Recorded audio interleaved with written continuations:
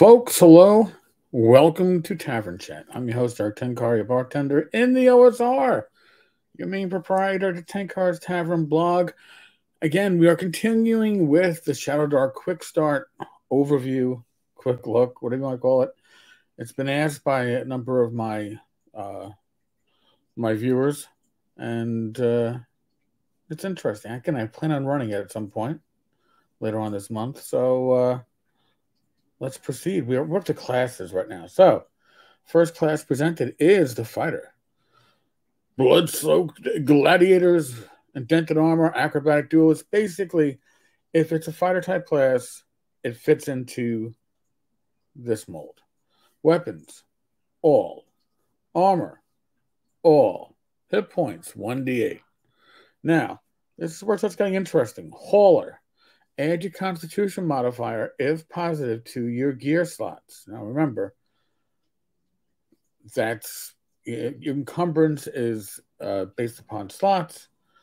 I believe it's based upon strength, if I recall correctly from yesterday. But a high Constitution can even add to that. And Constitution, of course, adds to your hit points. Weapon mastery. Now, I'm going to say that this is something that's kind of... You can see where all these influences come from. This is the Lamentations of the Flame Princess Weird Fantasy influence.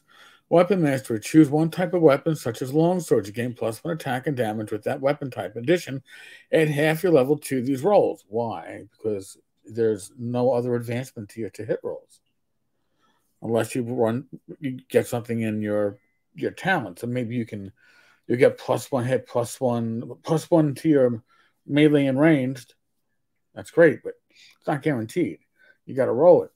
So this gives you one weapon, which will always get better and can always do decent damage. That is, remember, in Lamentations, every class has their shtick.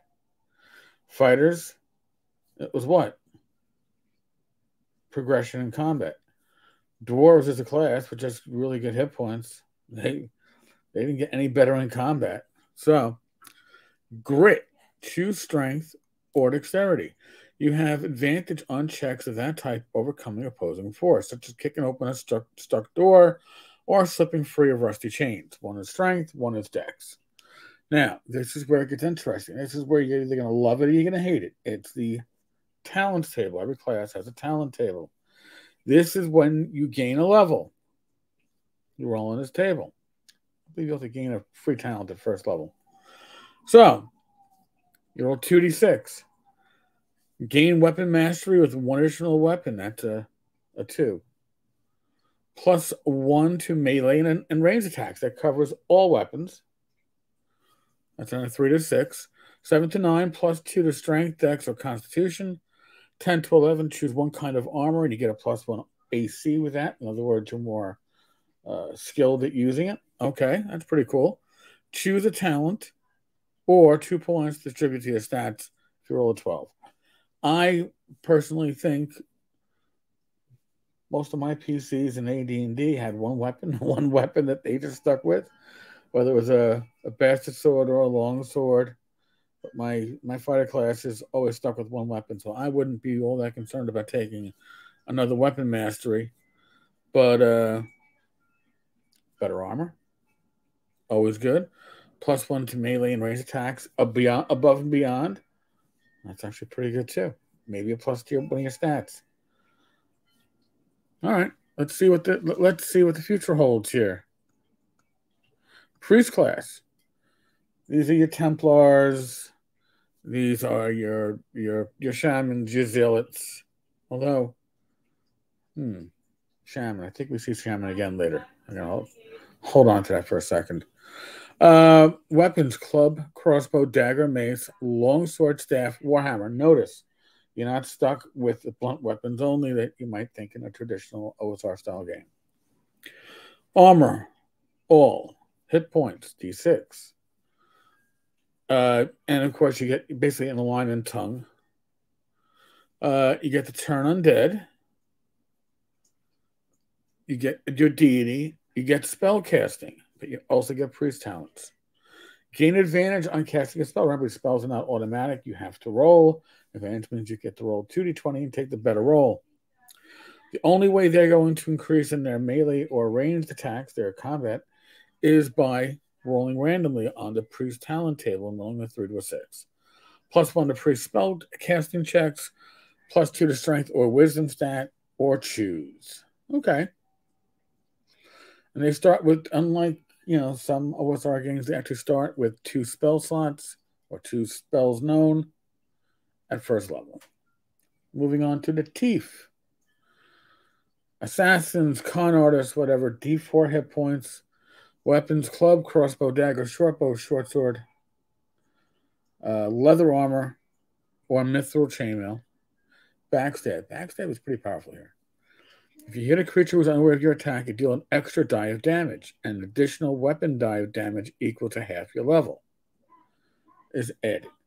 So at second level, you get your original damage die, say it's a d6, plus the extra die, 3d6.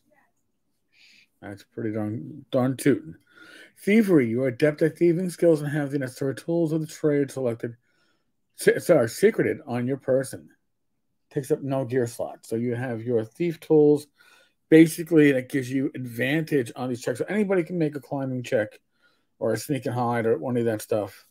Finding and removing traps, picking a lock. But you get advantage at it. Now, you could get advantage on your initiative rolls.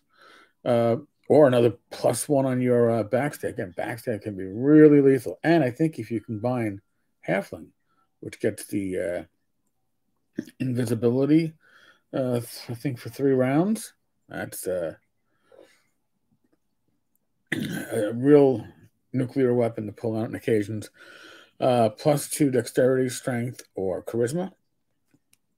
Again, you can have melee and ranged attack bonus, or choose. So what about the wizard class? Rune, tattoo to death, bespeckled, magi, yada, yada, yada. You're going to use 2 weapons, daggers and staves. That's actually pretty accurate. Right? I guess our darts were the only ones that were added later, or at least were part of the magic users repertoire when AD&D 1E. D4 hit points. I don't know if I mentioned this, but thieves are also D4 hit points.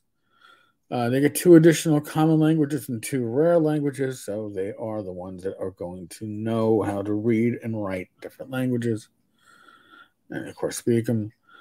Learning spells. You can permanently learn a wizard spell from a spell scroll. Okay. Doesn't count against your known number of spells. Spellcasting. You can cast wizard spells 3 tier 1 spells of your choice from the wizard spell list.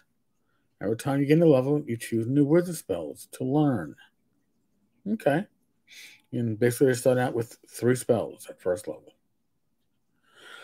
Their talent table. If you roll the 2, you get to make 1 random magic item. Damn. You can either choose the next tier or next roll is +2 to intelligence or +1 to wizard spellcasting checks. Gain advantage on 1 spell that you know. Learn 1 additional wizard spell of any tier you know. Choose a talent or +2 points to distribute. So remember, your characters progress. They're not all progressing as somebody else's. 2 wizards are going to have 2 different paths. 2 fighters are going to have 2 different paths. It's very interesting. Is it necessarily balanced? That's for the party to decide, the players to decide. Titles. Okay, so you get titles. The titles for different classes are set up this way. They're set up by alignment, and basically every 2 levels is a new, level tier. Not all that important, right? Unless, so a wizard 1 to 2 is a shaman. But wait a second. Prophetic shaman is what a priest could be. Okay. I'm going to assume that that's going to get fixed later on. Because are they both the same? I don't think so. And I don't know who's really going to use the level titles, but I'm self-designating myself as a prophetic shaman. Oh, that's your actual wizard title. Okay. And it's not like it's a high level wizard. It's a first or second level neutral wizard. Just pointing it out there. Pointing out there. Alignment. Now, I've heard people complain about this alignment. Um, I think that this is not the Moorcock type of alignment where law and chaos were both corrupt, really, both extremes, not inherently good or evil, just about power. But alignment defines your role in the clash between good and evil. So when it says lawful, it could just say good. Or it says chaotic, it says evil. And if you label it that way, the argument about alignment goes away. But all creatures are connected to the eternal conflict waged by law, chaos, and neutrality, whether they know it or not. Law is benevolence, chaos is malevolence, and neutrality is impartial, favoring neither. Chaotic characters align themselves with destruction, ambition, and wickedness. Chaotic characters adopt a survival of the fittest mentality. Lawful characters align themselves with fairness, order, and virtue. Lawful characters operate with a good of the whole mentality. Neutral characters find balance between law and chaos. They align with the cycle of growth and decline, adopting a nature must take its course mentality. Personally, for me, alignment is as useful as you need it to be as a GM. It's going to be more important for your clerics than it is for any other character class. But maybe this is a weakness. Again, the labeling kind of laws can be arbitrary. Laws can be restrictive. Again,